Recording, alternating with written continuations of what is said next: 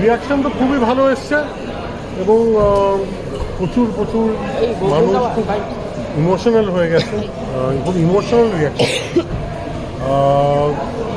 Definitely খুব extreme রিয়াকশনসও পাচ্ছি। সব মিলে আমার মনে হয় যে নানান ধরনের বাংলা ছবির যে উৎসব, যেটা সারা বছর চলতে থাকে। আমি শুরু করেছিলাম বছর একটা এক্সপেরিমেন্টাল ছবি দিয়ে, সত্যি বলে শেষ করতে কিছু। আমি শেষ করছি বছর আরেকটা এক্সপেরিমেন্টাল ছবি দিয়ে, রহল গোরাঙ্গের নাম দিয়ে। এবং আমি এইটুকু বলতে পারি, সেফ আমি কখনোই খেলবো না। আমি চেনা ছকে হড়বড়ি খার না, টেমপ্লেটে যাব না। আমি I will always take chances, নতুন ধরনের গল্প বলার, নতুন গল্প বলার চেষ্টা সবসময় করে যাব। মাঝে মাঝে মানুষের ভালোবাসা পাবো, মাঝে মাঝে মানুষের বকুনি পাবো, মাঝে মাঝে দুটোই পাবো। That's the way it is going to B.